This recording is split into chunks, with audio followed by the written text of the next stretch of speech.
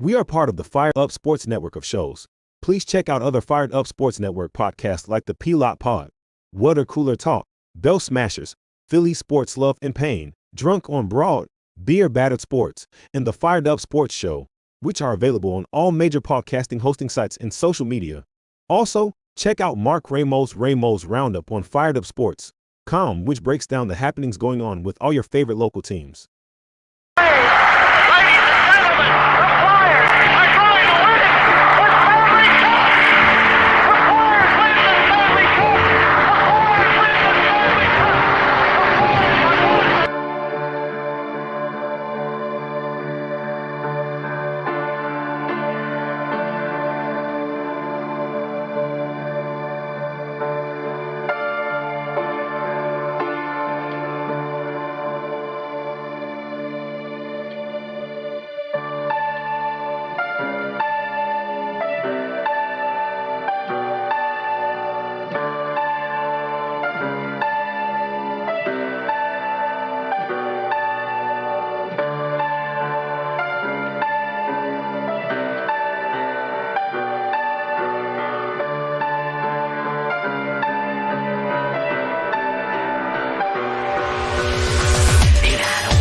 Ladies and gentlemen, the Flyers are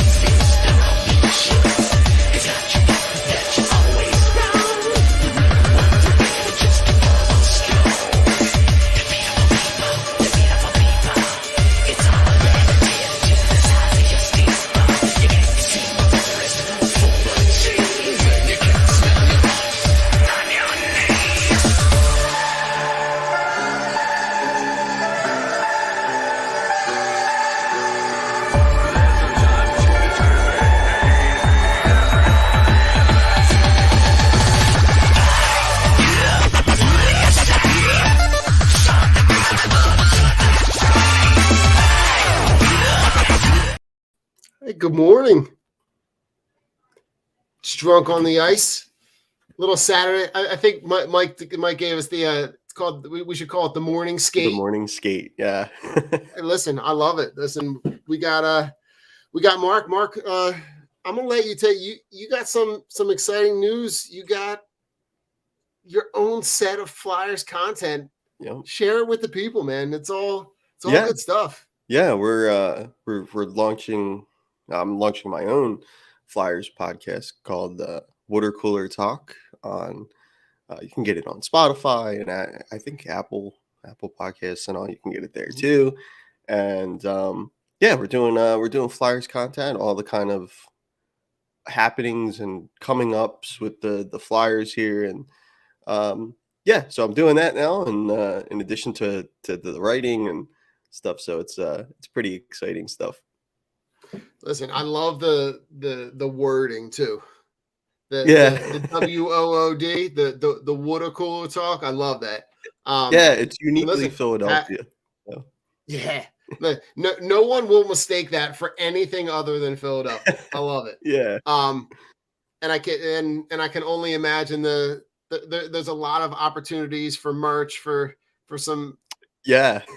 for some branches out in there. So I love it for you, man. It's it's always good to have as much of that content, and we can jump right into it because having listened to the first episode, the whole first episode was jam packed with Matvei Michkov stuff. Yeah. It was so listen, you, me, and Mike were all on when we did the Fired Up draft show.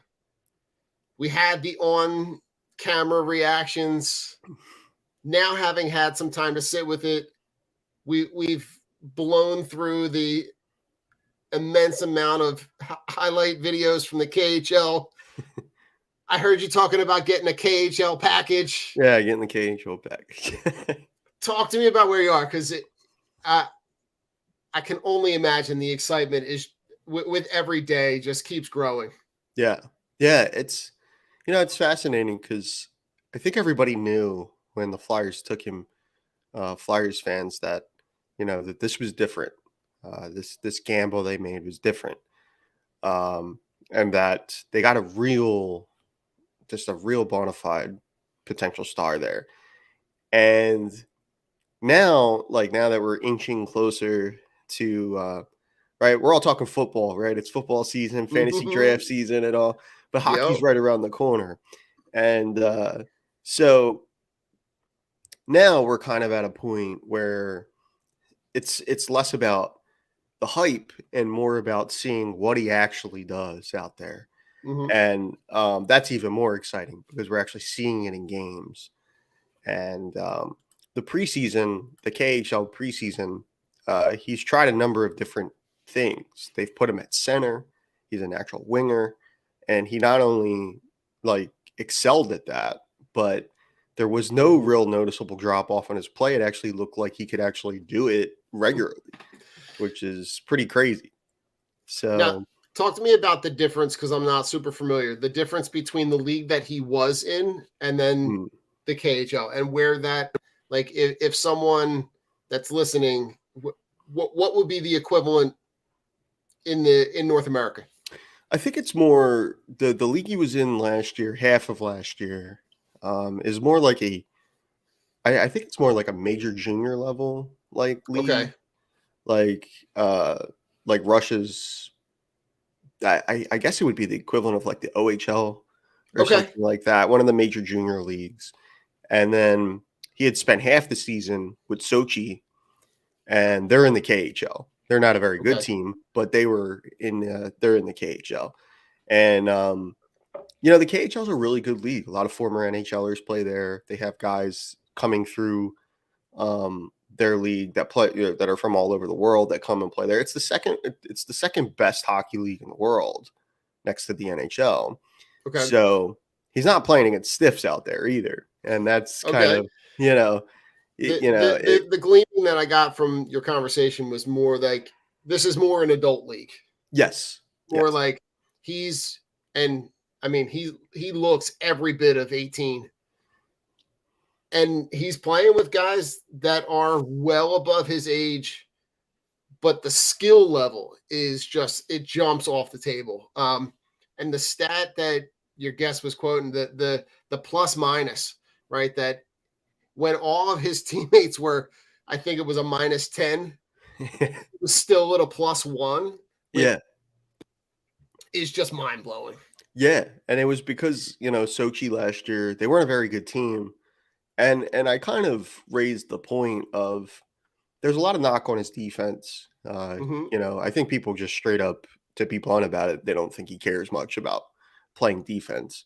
Thing is if he's scoring at the pace that we think he's capable of, I don't think any of us really care about the defense. He's out there to, You took it you right know, out of my mouth. I was yeah, literally about to say, if he's the goal scorer and the electric offensive player, I'll live with the other stuff yeah, because that type of player on the ice, like we've seen around the NHL, mhm, those players can be complete franchise changers. yes, yeah. And again, I mean, we talked about this post draft shows on here and Mhm. things like that. That you know, to get a player of that magnitude at 7 overall, you can't find a better like value deal. And I'm so glad that the Flyers were the team that took the leap there. Um, Yeah. and and as you said, it could be a real franchise, a franchise changer for them. And I'd kind of I raised the point on there about the defense, just to go back to that, Mhm. was that when you're on a bad team and there's not much of way of offensive firepower and things like that, there's like one of two things you can do. You can either abandon it completely to try to create because the team's not able to create, Right. or you're just kind of like riverboating it out there. And well, Truly. I don't really care about the defense. I'm going to get mine. This is my draft year. You know what I mean? Yeah. Let me put up some highlight reel stuff for people to know how good I am. That's also a possibility. I don't know Matt Mitchkov personally, so I don't know what is what is why he did that. Right. But the good thing is that there's room for growth there. Um, he has a pretty much 3-year developmental curve over there. He's under contract in the KHL for the next 3 seasons, and Right. it would just be good. It would be good for everybody, I think, eventually, for him to come over here. It would be good for the NHL. It would be good for the Flyers. Mm-hmm. It would be good for the KHL to show, hey, this guy started here, kind of Right. thing. And like they had with Malkin and Ovechkin and those guys that had started in the KHL, or the league that was considered the KHL. I don't know if it was called that back then when they were coming out. But listen, like I the way that I think about it is like that contract is 3 years. So this team is still going to be in a developmental stage for the next couple years, which means they're still going to be picking in a position in the draft where they're still going to be able to get top of the draft-ish talent. If they're picking in that, let's just call it like 7 to 12 range, they're still going to be compiling really good base level players for their farm system. Yeah. So by the time he shows up 3 years from now, and let's remember 3 years from now, he's going to be 21 going on 22. Yeah. Like, we're not talking a guy who's going to be in his late 20s, early 30s. Right. Like, this is going to be a guy who is, and we've seen body types change from someone who's 18 versus someone who's 21. Yeah. And what that, being in that strength and conditioning program, being in and around professional players for 3 seasons, you could be looking at, essentially what would be the equivalent of bringing in a top level young free agent into a group that is kind of growing and can all grow together. Yeah. Yeah. And I think that for the Flyers, that's the hope, is that it works out that way. Yeah, I mean, as far as like these guys have so much, there's so much working in their favor now. Like from a developmental aspect of it, you can get on the weight program. If you have trouble skating, they'll get you with a skating coach. Some of the best skaters in the world understand the nuances of the skating stuff. They'll bring someone in and they'll have someone work with you. There's just all these options they have. It's not like, years and years and years ago. I always think about the, guys like, in Major League Baseball, guys like Roger Maris, they're going back, hitting the work in the farms in the off season, Chuck Bednarik is slinging bricks in the off season. Yeah. Like this is, and listen, it as it should be. These are guys that are just 365 days a year trying to either develop their craft, work on their craft, research their craft. So, I love that we're in a position where we're seeing the developmental talent curve kind of escalate at a faster pace, where you can get these guys on the ice much quicker than you would have in years past. And, guys like, when you look at where that projection kind of plays out, right? You could see him and a guy like Cutter Gauthier play on the, really kind of growing as that young core. It just gives me a lot of hope for this franchise, because I feel like this draft pick is kind of the inflection point where we can look back maybe 3 to 5 years from now and go, that's when it changed, because it was so out of character for them to pick him at that spot. Yeah, really. And it very well could be. I mean, it could be that fork in the road moment for them, where things started to look up. And there's a good prospect pool kind of developing for the Flyers here, where there's a lot of, and we may even see some of them this year. Guys like Emil Andre, defenseman from Sweden. They have some other players like Tyson Forrester, who kind of got a cup of coffee last year. They'll come out for the team this season, and they'll have a chance to make it.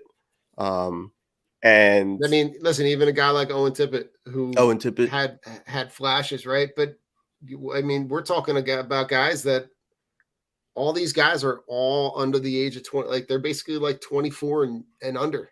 Yeah. And Yeah. and even in 3 years, right? You're talking about a guy who's 27, not a guy who's 32. Right. So Right. that base is kind of there for them to grow into what I think could be a team that would be able to challenge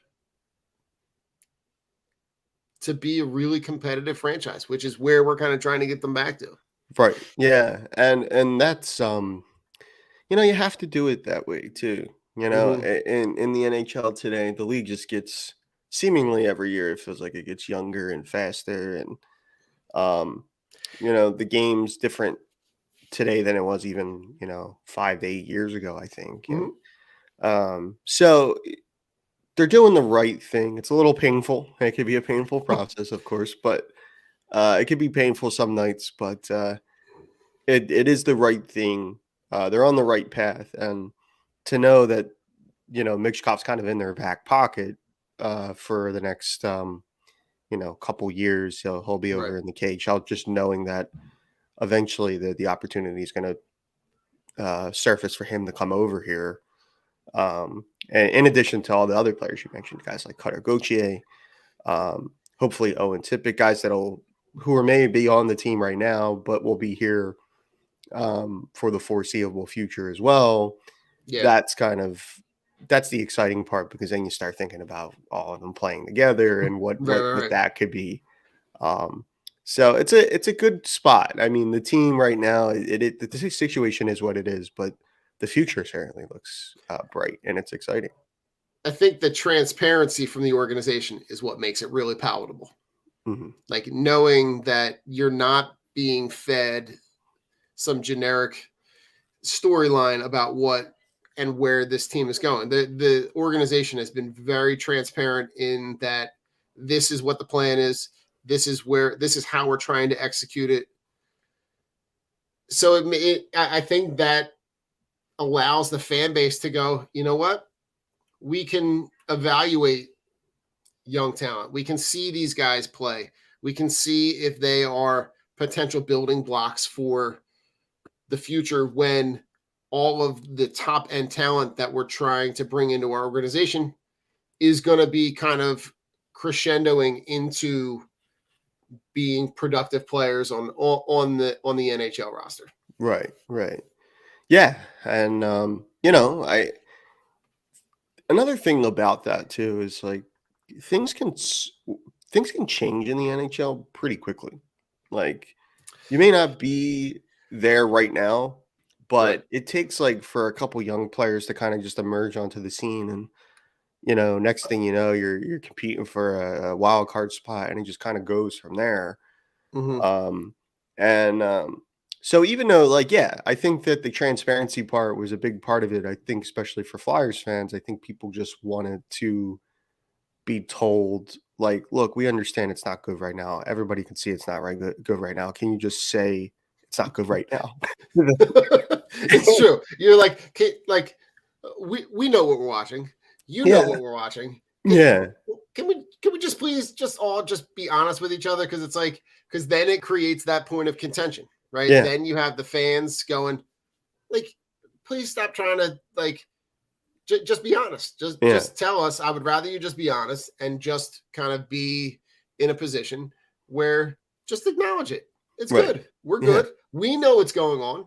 Just tell us that it's going on so yeah, that we can all be on the same page. Because yeah, it's the kind of thing where it's like, and it did make for some some puzzling moves of guys that they brought in last year that really for not some for most of us really didn't make a whole lot of sense that they brought them in or that they didn't move on from them last year. right, right, yeah. Um, It's I think they were kind of looking at um last season as kind of like a helping reshape the culture aspect of it. okay. Somewhere along the way, I think people have felt the Flyers have kind of lost their identity. Um, that they're no longer, it was one of those things. You could you may not know what like Ed Snyder was very, very Flyers hockey this, Flyers hockey that. And for, I think, Philadelphians, if you knew Flyers hockey when you saw it. Maybe you couldn't maybe you couldn't feel it, Right. maybe you couldn't touch it, but it was you knew it when you saw it. And somewhere along the way, not only was the team not good, but they were kind of getting run out of the building some nights. Listen, and we have always been that fan base that traveled very well. yeah, And we've always gone in and taken over other people's buildings with ease. yeah, It was weird, really weird to be on the other end of that.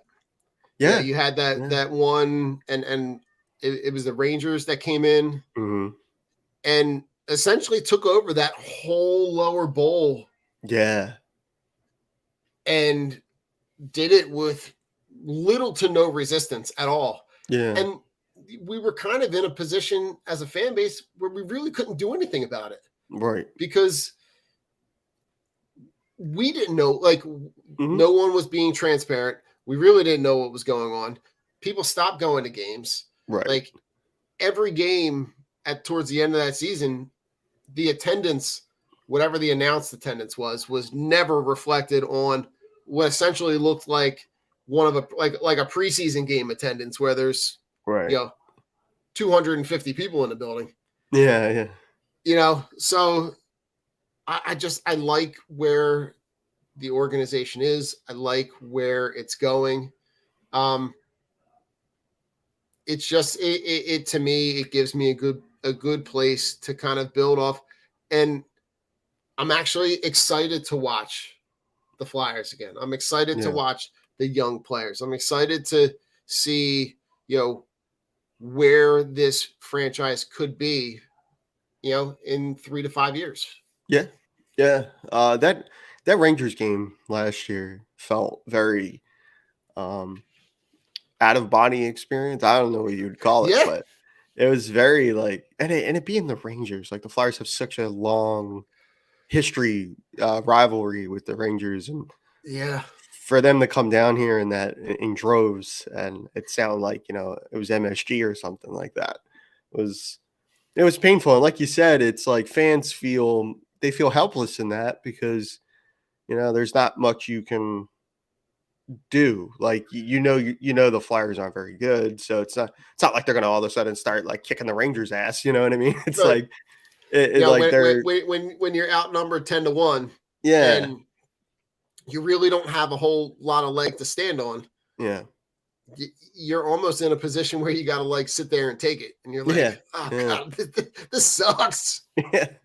yeah. And the crowds were smaller, but I was down there for a couple games last year. I think I may have said this on other shows and stuff, but I was down there. I think it was down there on Super Bowl Sunday. They played Seattle and stuff. Yes.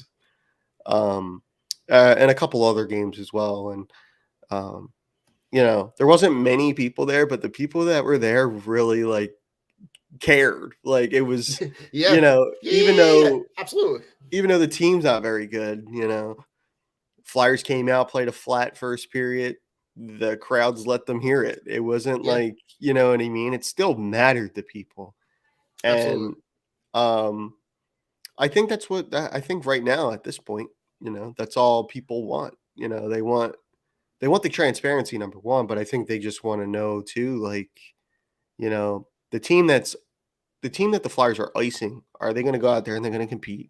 Not compete for a playoff spot, but like just kind of go out there and just, they may not be very talented, but at least they're going to make it hard on other teams that come in here. Right. And, are they going to be, a little bit harder to play against? And, they'll kind of hang with the other stuff, knowing that it's incomplete at best right now. And I want to go back to something that you were talking about, the culture piece. Yeah. Because I think it was something that I was very critical in terms of the coaching. Mm-hmm. Thought that like Tortorella maybe got hired a year too early, mm-hmm. and maybe won some games that they really didn't have any business winning. Yeah. And it affected. Now listen, the draft played out the way it did. It didn't affect them from getting the guy that I think most Flyers fans wanted. Yeah. But I think now I kind of look back in that retrospect and I'm like, okay, maybe I was probably wrong in saying in maybe devaluing what that coach and the culture brought to this franchise and how essential that is moving forward. Right. Yeah. Yeah, he was a big that was a big element of it. I think Tortorella was a big element of it. And that in addition to just kind of implementing systems play and things like that, that could help lower the Flyers' goals against average and all those other things. Hiring him had a lot to do with the culture, brash, outspoken coach. Him coming in there and, telling guys like it is kind of thing. Mm-hmm. I think people cared about that. And and the Flyers clearly put value in it too. I'm still not 100% sold if he's the guy for this. But Really? I understand why they hired him. Okay. Yeah, it's just too. For me, it's like one of those things where, like to be like a Brett, like it's great. Like he's brash and outspoken and all those things, and we can identify with that. Mm-hmm. It's like the type of thing though. It's like if you're looking at a guy who's not like a great skater, for example, Okay. and you want them to go back and retrieve pucks and move the puck up to the forwards as quickly as possible. You can scream and yell at a guy and say you need to pick it up and you need, skate harder, but if he's not a good Mhm. skater, he's not a good skater. He's not going to all of a sudden get back there. And you know what I mean? Okay. And it's just like, at some point as like a player, you're probably even looking at it. I think they kind of went through that last year with Kevin Hayes, where there was a lot of like, you need to be better. You need to be better. You need to be better. And I think Kevin Hayes felt like, he's like, I'm doing the best I can. Like, Yeah, I'm this not is as not good as I trying. am. Yeah, This is this it. is as good as I am. I can't, and so you could squeeze the blood out of the stone, and they did that, I think, last year, Yeah. but it was just like, yeah, I think that grates on guys, especially when you're being pushed in a way where, like, you just as a player, you just know your limitations. That's what makes you a good player. Gotcha. And, and they're just on you all the time. And Yeah. Kevin Hayes made his own bed, so I'm not even like, I'm not, That's true. defending him. There was another element of that as well, that I think was probably revolving around effort and things like that. But, Okay. I think he was doing the absolute best he could, and the coach, needed him to be better because the team wasn't very good and they were out there trying to win games. I got you. Yeah. So do you have is there something that you're looking for in a coach that maybe Tortorella doesn't bring? I've said on here before that I think Rob Brendamore, Carolina Hurricanes, is the best coach in the NHL. Okay. I think it has a lot to do with, the Hurricanes are very deep and they have a lot of talent and they've been good for a while now and all that. But I think someone like Brindy is I think he's a player's coach. I think he listens to his guys. He understands that he was on the Spitting Chicklets podcast on Barstool Sports where he had talked about breaking into the league as a young player in St. Louis and how rough players and coaches and things like that were on him. And, I think he had said the very first meeting he ever had was with his coach was like, he had said something to the effect of like, if you don't do what I'm asking you to do, I'll make your career or I'll break your career. And he's like a 19-year-old, 20-year-old kid. And he's like, oh my God, and It's like, oh shit. he's like, oh geez. And Brindy did all right. He had a great career. Yeah. But okay. I think I kind of see where you're going with it. I think today, like, the modern, and this isn't just, this isn't just about hockey. It's probably just the modern athlete. Like, just, you can't talk to these kids the same way you did without that message being misunderstood, muddled, or maybe they just outright just stop listening to you.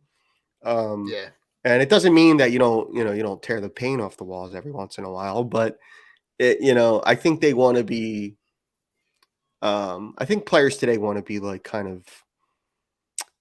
They want things explained to them. I don't think that Well, it's like, well, why? They're not. Okay. So in growing up, it's not doing it because I told you to do it. Yeah. Now it's I want to, and I think that comes with the access to information. Hmm. The Sure. players have access to a lot of information to the point where they don't want to just do it. They want to do it within reason of like knowing why. Hmm. That why is a huge thing for them. And I think it has to do with the fact that like their time is valuable. So I'm not going to make that investment of time to watch something or do something or train this way without knowing what the cost benefit analysis is Sure. on the back end for them and how that makes them a better player.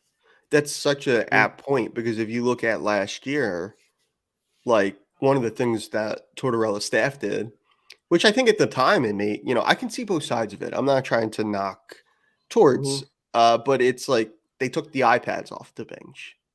Well, like the NHL, like I mean, like everybody's looking. It goes to that point you're Yeah. saying about the like today's player of like, you make a mistake with the puck or something like that, you get back to the bench, you want to see what you did. And Right. and like whereas like before you didn't have that, you know, you didn't have that access to that kind of info, that immediate, you know, Mm-hmm. info. In baseball, it's the same way. Guys go down swinging, looking at a pitch. They're going right down to the tunnel to look and see. Mm-hmm. Well, 100%. and it's kind of where it's going. And Yeah.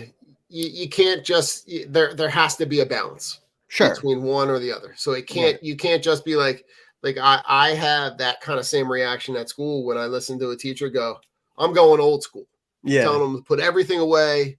We're going back to paper and pencil. And I'm going, I don't know if that's a great decision right, because there has to be a balance because you right, have to look at the fact that my students, these athletes, they are what I would describe as like digital natives. hmm, They don't know a world that doesn't exist. Their entire world exists with all of this technology. yeah, And they know how to access it and they know how to use it. So why would you take that one tool away completely? right, So that means like, okay, me, the teacher, me, the coach has to look at like, okay, if it's not working the way that I'm using it, how do I utilize it in a way? The solution is not just take it away and throw it in the trash can and go, we're yeah, not using it. You have to at some point turn around, look at what is there, and look at how do I use that to meet my end goal. right, right, yeah, So 100%. I think that's really, there's definitely a balance as there is in sports, in life, whatever it yep. is. It's about balancing those things. And maybe Tortorella, maybe they were getting taken off the bench, but maybe the players could utilize them other times. I'm not sure 100%. I know he took them off the bench, but it's I think about, like, to go back to the Rod Brendamore point. I think like when you hear Rod talk about it, he seems very um he seems to understand that probably better than any other coach in the league.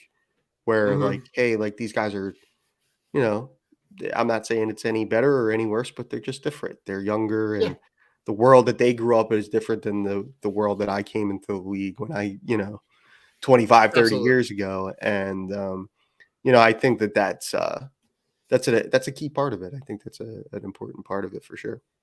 Most definitely. Well, listen, we're gonna wrap this portion of the Flyers episode. We're gonna play a commercial. When we come back,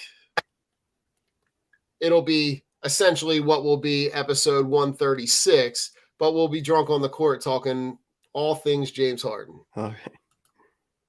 Von C. Brewing Company is a 20-barrel, 16,000 square foot microbrewery with a 2,500 square foot tasting room, including a spacious outside beer gardens in Norristown, PA, in the heart of Montgomery County. The Von C. family is part of the family that started C. Schmidt and Son Brewing in 1860.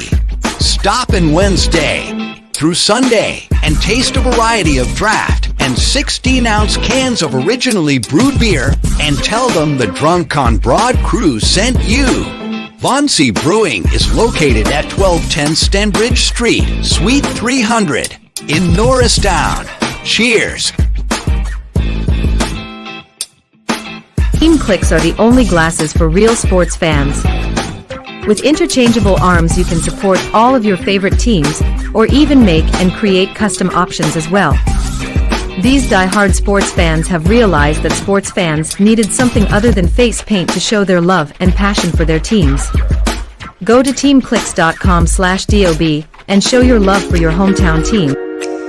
And La Torrens' curated collection of men's and women's watches is a perfect investment that lasts for years to come and fits perfectly with your every outfit and style. Our range of classic watches aren't just a great perfect formal and casual accessory, but a time machine that takes you back to memories. Explore our collection of timeless watches that can reflect your taste, personality, and personal style. Our exclusive collection of carefully curated, affordable luxury watches is what you need to make a personalized style statement. You can take pride in your prized possession, handing it over to the next generations as your most loved asset that they can also own and display with the same pride.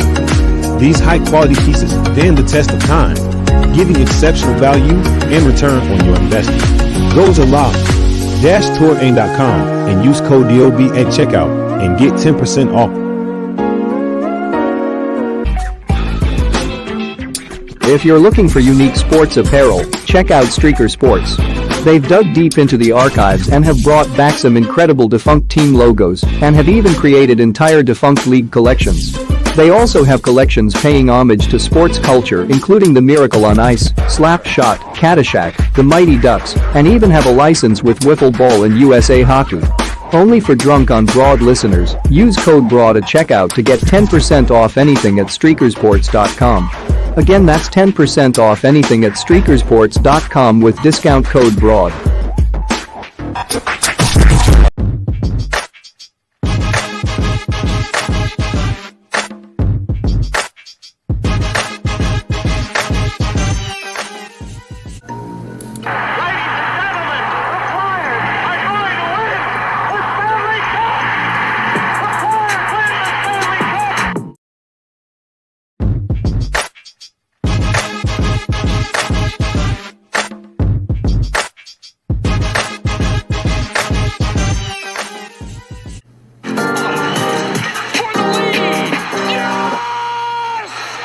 Iverson, wow, what a fake off Daniels as he broke his ankles and got all the way to the cup.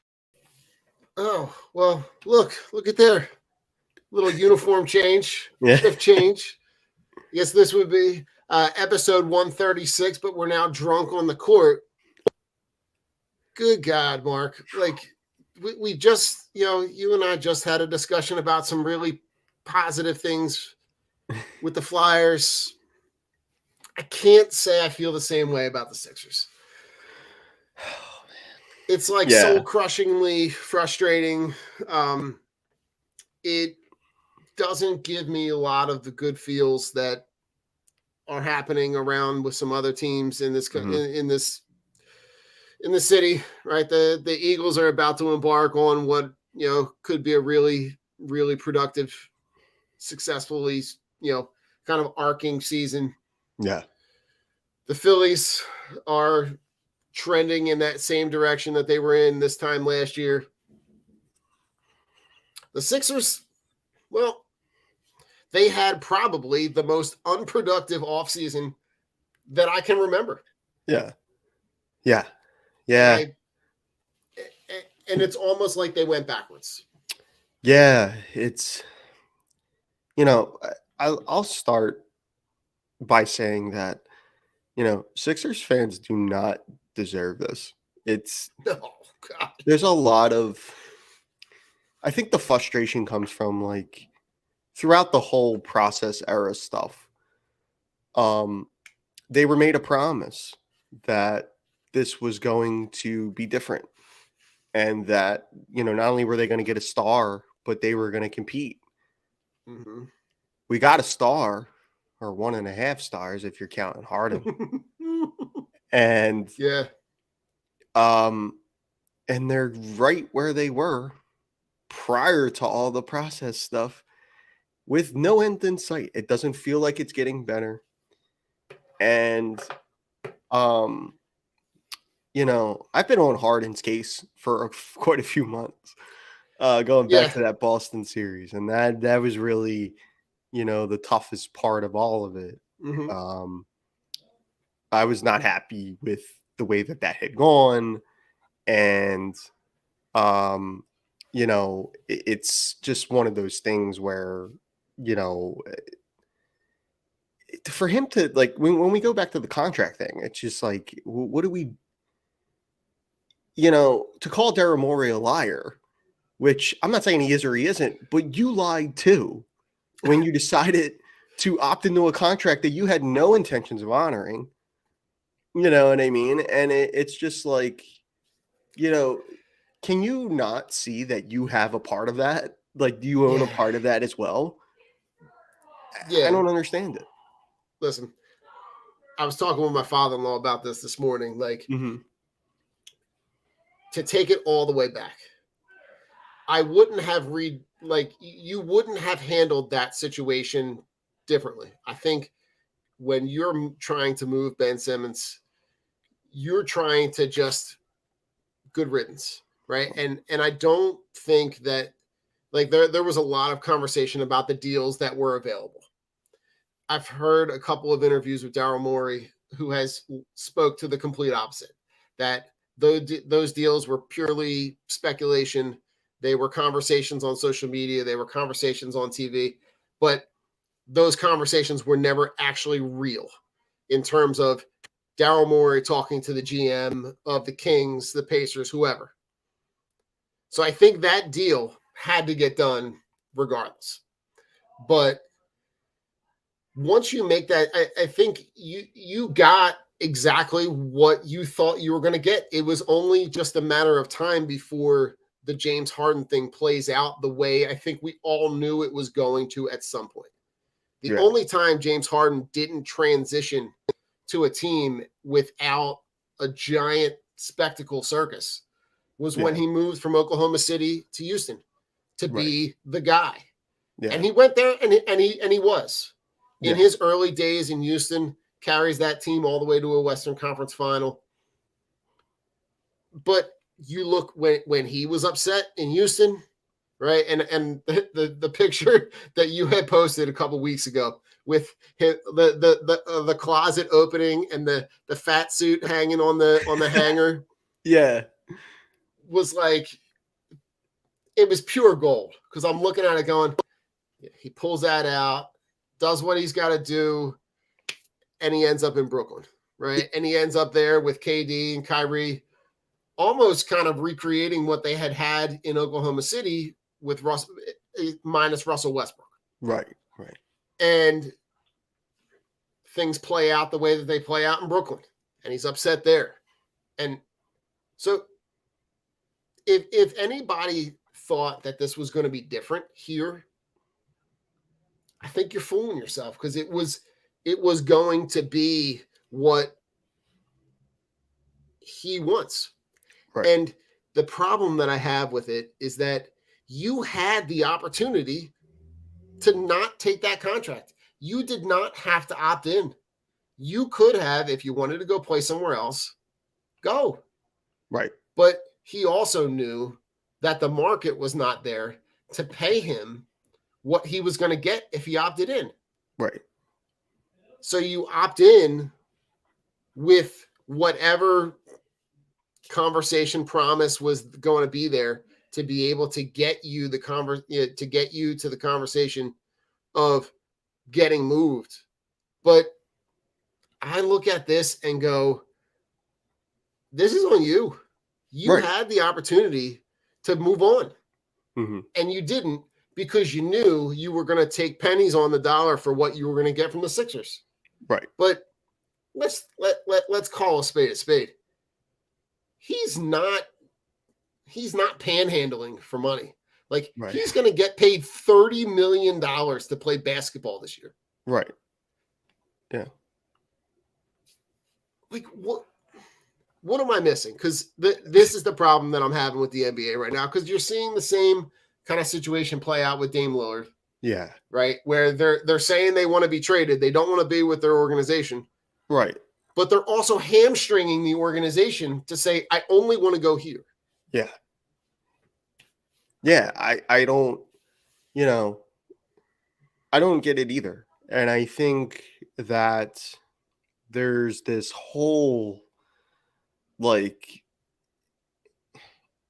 you know, he only wants to honor it in the way that he wants to honor it. It's like, Right. well, I only want to go to the Clippers. It's like, well, the Clippers make no sense for us, by the way. You know what I mean? Like trades, assets, whatever. They don't make any sense for us. Why would we do that? And you're only able to deal with them if, you know, like, because he'll just sit out. He'll just like not play. And, you know, I just don't understand or how we go like if you're coming to him and he's calling the general manager a liar and all these other things, it's like, I'm sure there were conversations prior to this that we're not privy to that were kind of like, hey, let's find an amicable way for both of us to get out of this. And according to NBC Sports Philadelphia, the Sixers did try to honor the trade request. So what is this guy talking about? Like they tried to move him. The price tag's way too exorbitant for another team, especially when they know that he comes with suitcases full of baggage. Like they're not going to want to deal with that. And it's like, or at least not deal with it at the price that maybe the Sixers wanted them to pay for it. Right. And, you know, like, and he's going to, and like, I kind of wrote about this for Fired Up. Yeah. When the stuff kind of broke, and it was one of those things where, you know, do you want to make a trade with the Clippers that's less than ideal and you're getting pennies on the dollar?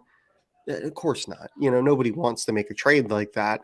But it's like at some point you have to, like, if you're Morey, and I think that's where kind of Morey takes some of the criticism / blame on this, Right. is like at some point you have to make you have to do what's best for the franchise, both in the long term and the immediate term, because they're bringing in a whole new coaching staff. This is supposed to be like a, you know, and then they have this large cloud of whatever looming over the whole thing. Yeah.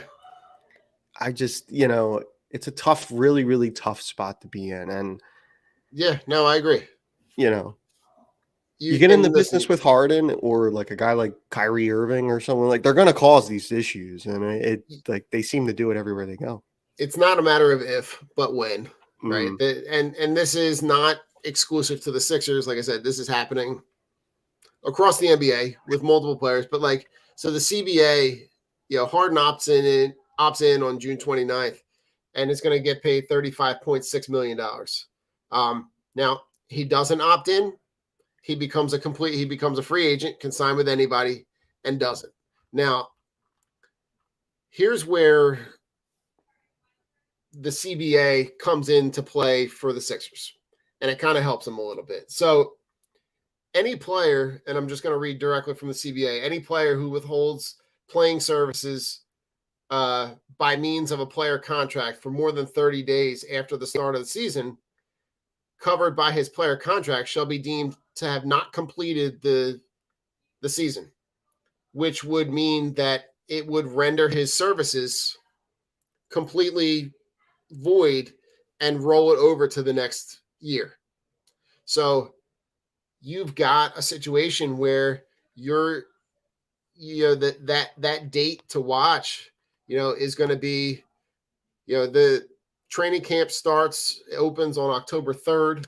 So you kind of play that out to the beginning of November. I guess my worry with this is where and how that translates to Joel Embiid, right? Because they're going to start training camp on October 3rd. October 8th is when they have their first preseason game. Opening night is October 24th, and then you've got November 3rd is 31 days after the start of training camp. So I'm just looking at this going, I'm trying to figure out what am I missing? Because Mark, like, my worry with all this is then how does this translate to the rest of the team, right? You've got young Tyrese Maxey, you've got Joel Embiid coming off an MVP season who's trying to kind of build and replicate that. Talk to me about where you are in terms of that. Yeah, I think, with the Embiid thing worries me. With Joel and this wanting to be, one of those things where, the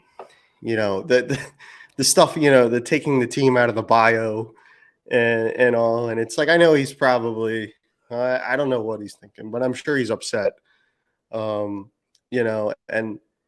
coming off an MVP caliber season, it's like, I hate to think of it in that way, but it's just like, how many more years of Joel at that level are we going to get?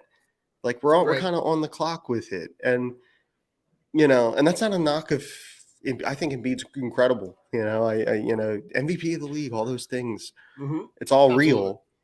And, to think that could be coming to an end, there could be mutiny here one way or another. Yeah. And with the amount of money that's going to come off the books with the Tobias Harris contract at the end of this year, if and when you're able to move off from the James Harden money, like there is a lot of money that opens up. And I really think that this window is the next 2 seasons. Yeah. I think you're in the next 2 seasons, because they're going to have a lot of money to play with in after this upcoming season. So going into that 24-25 season, I think that's the one where he's going to look around and go, bye. Like, it's going to be a situation where he says, figure out what you can do, figure out where I can go. Yeah. And send me to a place where I might be able to win. Yeah. Maybe he'll just, pick one team and act like a big ass baby about it. And, you never know. Yeah. And like you had mentioned Maxey, right? And like when one door closes, another one opens. This is an opportunity. This would be a huge opportunity for them to see Maxey in a more, he'll have the ball a lot more in a post-Harden Sixers era, and that'll be interesting too, because then like we'll see what exactly we have there. He's shown great flashes of being a really fun, exciting player to watch. I mean, like that's kind of the hope. I think like in a post-Harden era, like for a good thing that could come of it is that we'll see Maxey in a larger role. A lot of those minutes, a more elevated role, more responsibility.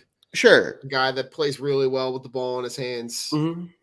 Yeah, and so that part's actually exciting. I think that absolutely, to see Tyrese in a role like that, he seems like a great kid.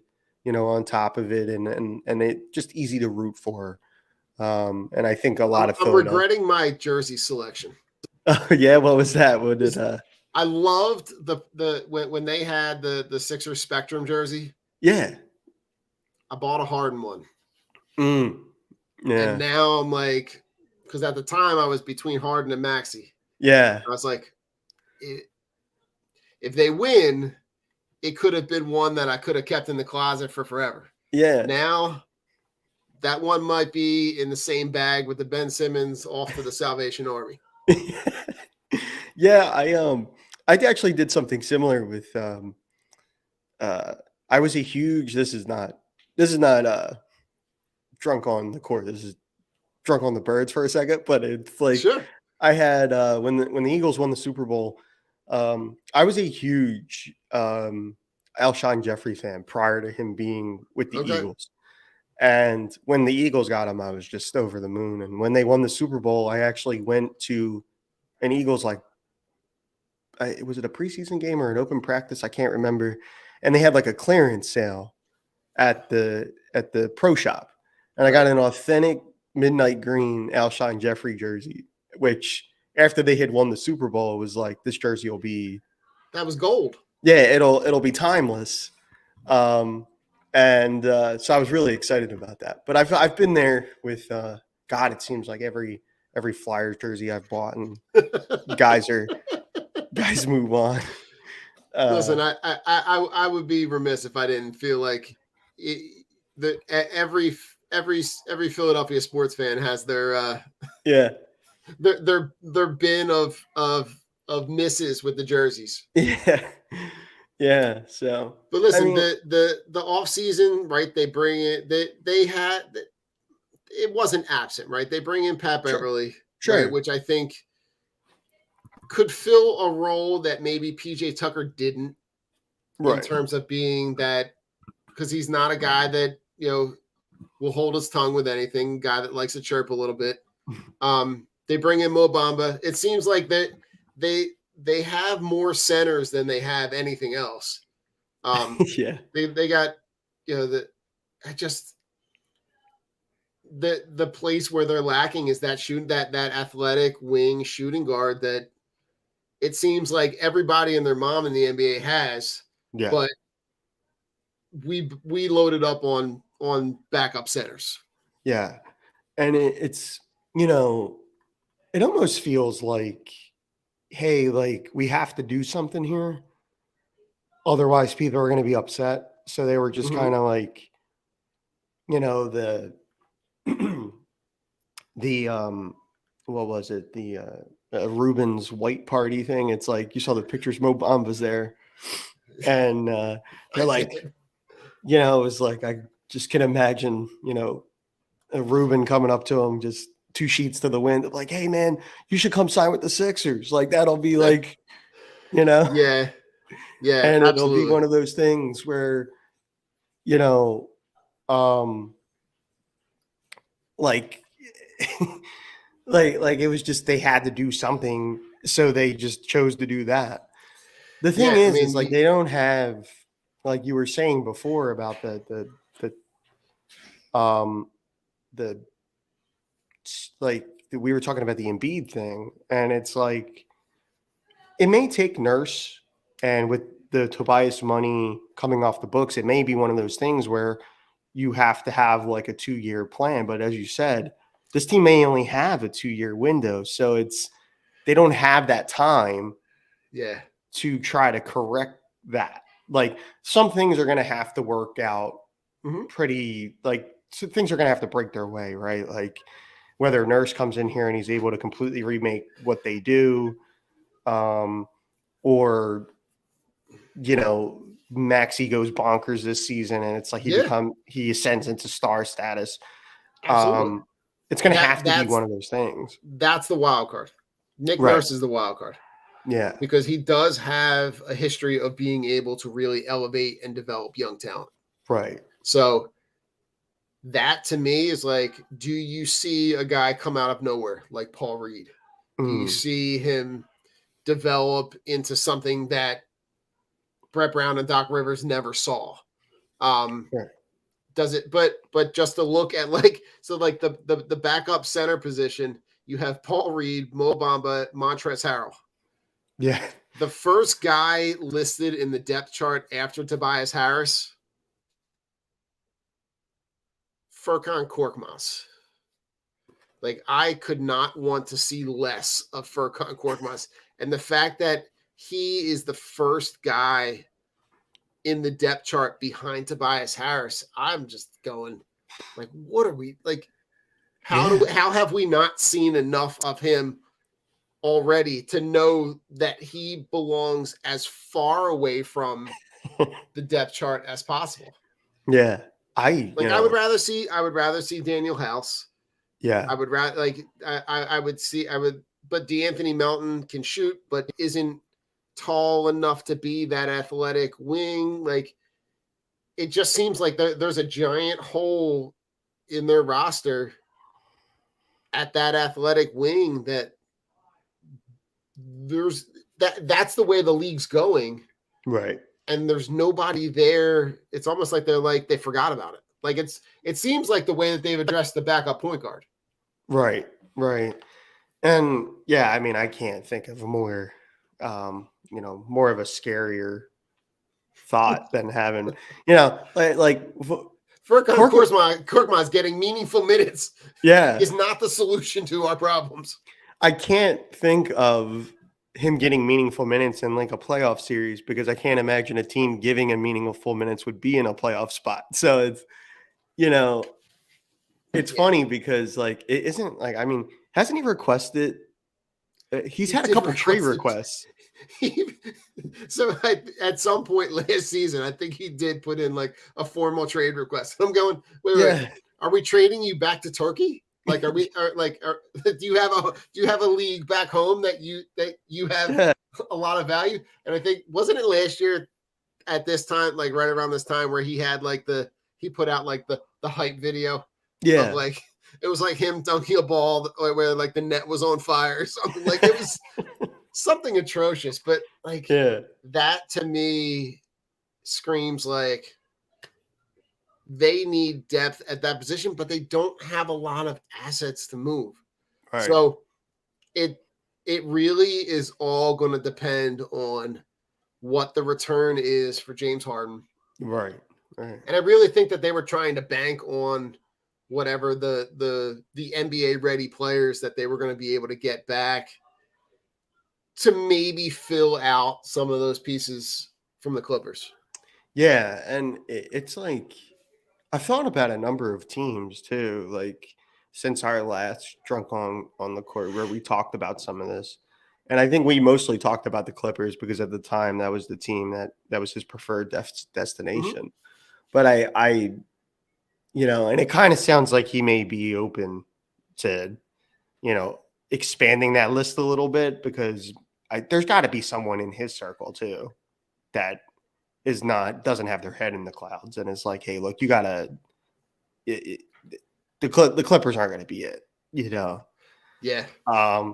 And I try to think of some other scenarios where like there was talk of like the Sixers want like a star player back, and it's just like, and he's older, like Harden's older now, and I know where they're coming from. Like, I understand where his camp would come from. He led the league in assists last year. It's like I can see the try to sell like the selling point of it, but I can't imagine an NBA team knowing where the league is now. Right. Selling off major assets to get a 34-year-old guard who doesn't compete in the playoffs. And like, it's just wild. Yeah. So, and like you said, the wing depth is an important part of it because it seems like it's such a, the more basketball kind of evolves, the more it kind of becomes positionless. We see these different guys and the game is as athletic as it's ever been. And yeah, it's just kind of like that seems to be like an essential part of it. Mm-hmm. And absolutely, I don't know, maybe Nurse is able to get something consistently better than what we've gotten to this point from Tobias Harris, at least for a year. And they try to address that depth later in the year. And that would be the best case, I think. But it's not coming in the camp. It's not a good place to be. Right. So, I don't know how they're going to manage. To me, I don't need star power guys back. Like I would take like if you gave me some combination of like Terrence Mann, Norman Powell, Robert Covington. I know Robert Covington is a process guy, but like to me, those are guys where you can fill out the bench, you can fill out your roster.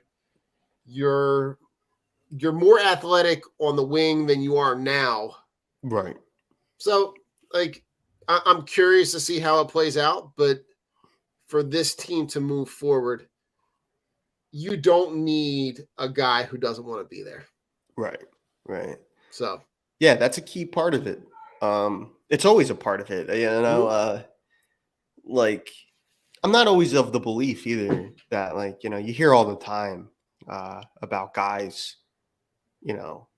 I read a few weeks, or not weeks, maybe a few months ago, I read Scottie Pippen's book. And okay. He had talked about in the very beginning of the forward of the book, like, you know, there was always that misconception around him and Michael Jordan, that they were, like, you know, best buds and things like that. And he said they were never, like, all that close. Even when the team was winning. So I think, like, I've seen enough of that over the years where it's like, you know, not everybody has to be, like, best buds to, like, go out there and do the job and win. But when something like this is happening now, where it's like it actively has an effect on everything they're doing, like, you know, I would take those depth pieces right now to rid myself of the issue, and let it, you know, have it be someone else's issue. It's addition by addition and addition by subtraction. Yeah. You know, and I think and it's just when you look at the relief that the team had when Ben Simmons got moved on, and they're like, we finally don't have to deal with this.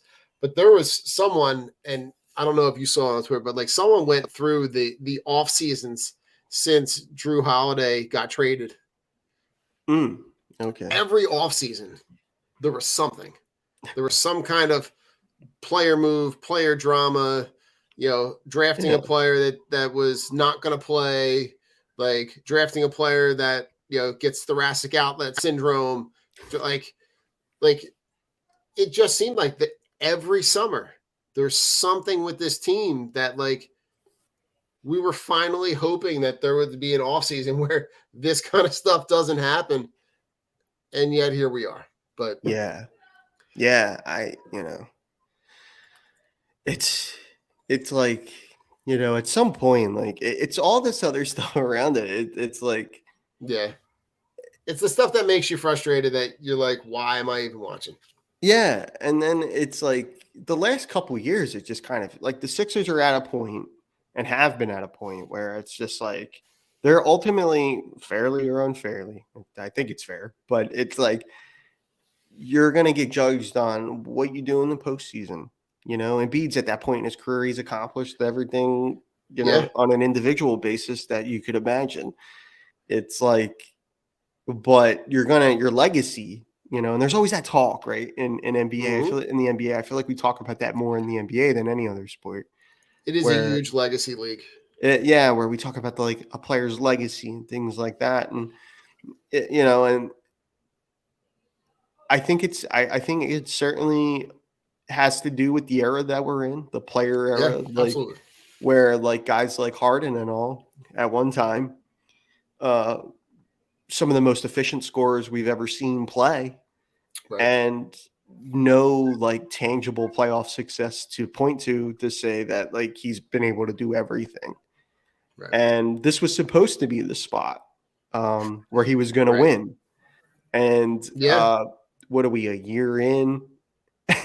And he's in China telling people, well, you know, their GM's a liar, and I'll never be a part of a team where, you know, this guy's the general manager. And it's like, I don't know. I have a hard time imagining that things fell apart that quickly over a year, but apparently they did. Yeah, apparently they did. Well, listen, Mark, what do you got for final thoughts? Final thoughts. I think, you know, I'm ready for football. I got football on the brain, and you ain't kidding. Fantasy football. We had our drunk on broad draft. We got the fired up fantasy draft is coming up. Yeah, I'm with you on all that. Yeah, and I can't. The Golden Mike trophy. You'd sent me a picture of this trophy, and I want that trophy really bad. And Look, my teacher friend Chip for the Birds, he owns it right now. yeah, okay. But it'll come back once the season starts, and then whoever comes out with that, they're gonna get it. We'll have to buy one of those little name plates. We'll kind of slap that one on the side, and we'll just kind of build it in tiers. Yeah. But it's just it is exciting, right? The Birds are kind of on this really great upward trajectory. Yeah. The Phillies are, like I said earlier, are arcing towards another postseason run. Just kind of ride that wave. And the Sixers are, I won't pay attention to the Sixers until after Christmas, and I'll check in, but not going to be doubted. And there's probably going to be too many other good things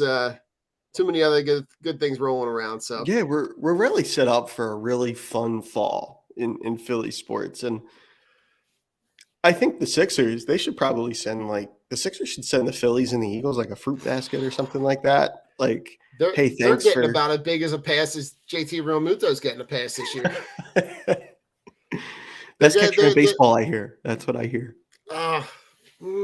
Maybe not this year. Maybe not the best catcher in his division either. It's so. All right. Well, Mark, we're gonna check out, but tell them where they can find your stuff, because you got some new content coming out. Yeah. So you can follow me as always on Instagram and Twitter at Ramos Reports. I do my Ramos Roundup, which is all Philadelphia sports. That's on firedupsports.com. And we have a Flyers podcast now called Water Cooler Talk, where we talk about all the happenings around the NHL and the Flyers. So we do that too. And you can find that one on Spotify and Apple Podcasts. So it's that's where I'm all at. So, maybe next show I'll have something else to add to that. I don't know. We'll see. All right, brother. Take care. All right, Don. Talk to you Thanks. later. Vonsey Brewing Company is a 20-barrel, 16,000 square foot microbrewery with a 2,500 square foot tasting room, including a spacious outside beer gardens in Norristown, PA, in the heart of Montgomery County. The Vonsey family is part of the family that started C. Schmidt and Son Brewing in 1860.